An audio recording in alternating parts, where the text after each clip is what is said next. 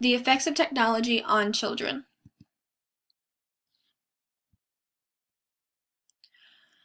Interactions with technology. Children are the star of their parents' social media starting from a very early age. With birth all the way up until graduation, sometimes after, they still live with their parents. Sometimes parents cannot step away from the device to properly teach their children. And so with this aspect, parents are too focused on their social media and their life on their device that they don't even pay attention to what their children are doing. And so it causes issue to where they see that the device is more important than they are. There can be many positives and negative benefits from children being in contact with technology at such an early age and throughout their life.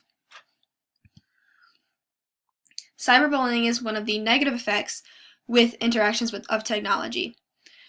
Whatever can happen in person to a person can also happen online.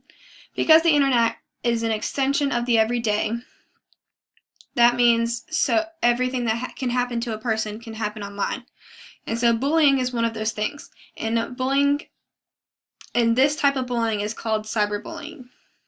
Cyberbullying is bullying using social media, blogs, text messages, and the internet. Bullying occurs for many reasons, some of which is to relieve stress, retaliation, anger issues, just different versions of things for different people. And many children use the internet to release those feelings on someone because the internet gives them a sense of protection because they can be anonymous and it's not face-to-face. And so with that, a lot of students see as if they can do different things that they would not normally do if they were in person, and so they feel more confident over the internet compared to face-to-face. With the access to internet, because the internet is 24/7 and you can access it through any type of device, it can cause restlessness with students or children. And so because of this accessibility, it can create a sense of self-sufficiency caused through the proficiency to use technology because they know how to access information properly and easily. With the open availability, it can also cause addictions because the internet can be accessed 24/7, which can cause the restlessness because if children are forced to do things without technology, they don't know how to act because it might not be working as fast as technology would be. When faced with difficulty, children tend to give up easily when it's not really handed to them because the internet and technology does hand it to them. All they have to do is search a few words and they have an answer to a question. And so when they don't have that in real life, they get upset and don't know how to deal with it. And so the teachers have to then teach them how to do that, or parents have to teach them to accept that life without technology is okay. Some parenting styles that go along with the internet. This can be positive or negative. I did the negative side here.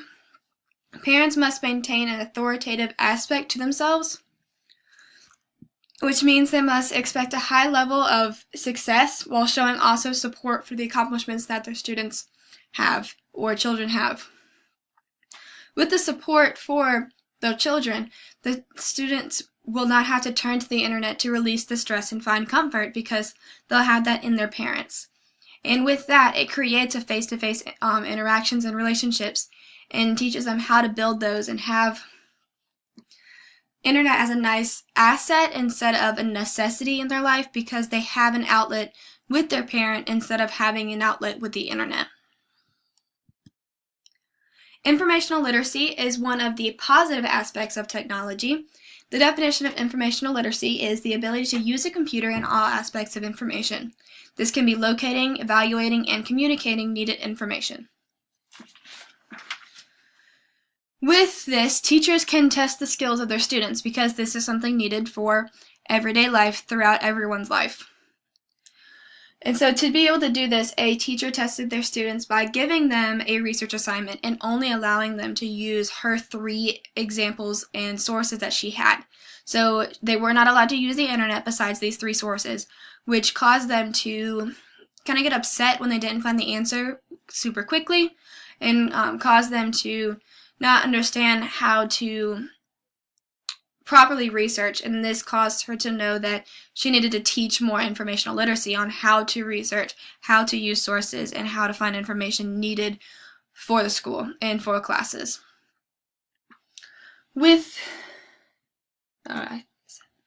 Online learning is the next aspect. And this isn't a great experience for many people because it can have distance learning. Distance learning can include dual enrollment, advanced placement, credit recovery, full-time students, and many other things that go along with learning online. In 2010, there were 1.8 million students enrolled in distance learning. I believe that's probably doubled or maybe even tripled in numbers because we have so many people using the internet and using its positivity and advances to help themselves in many different ways, and a lot of that is learning online. Another great thing is that this can be wonderful for many students if they feel like they're being held back in an average classroom. They can go in and do advanced placements and know that they're not held back and that they can advance in the way that they need to and learn to their own speed, and this can go along with people that are falling behind also. This can go with credit recovery too, because most of the time students have to be taken back a year or slowed down a semester to be able to have credit recovery for the classes that they messed up on, but having it online makes it to where they could graduate on time and stay with their class and not have to be held back. Social media is one that can have positive and negatives, as you saw with cyberbullying, because it can occur over social media. But some of the positive aspects of it is pairing with other classrooms. So a teacher can pair with any classroom that has the same internet access as they do. And so with this, she can teach cultural differences. She can teach internet safety. They can teach whatever they like and have the connection with other people that may be outside of their school, maybe outside their state, maybe outside the country. And so it just gives a broad spectrum of what the possibilities are, and it's not limited to just the physical classroom. Technology can also be used to complete homework assignments, and this can create digital communication and literacy skills. And so with that, it's not limited to the direct classroom, but you also have to keep in the mindset of maybe someone doesn't have access to internet at home, and so you have to deal with that. But at the same time, if they do, it's a great opportunity. The effects of technology include that everything that I just said to begin with, but there are many positive and negatives.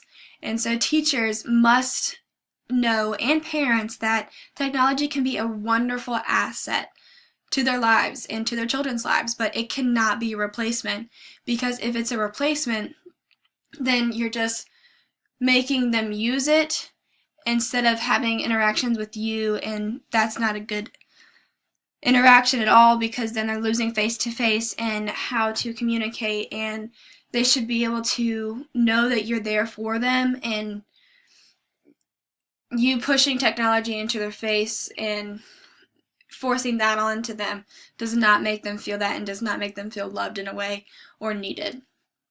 And then another thing is that technology is the basis of our society.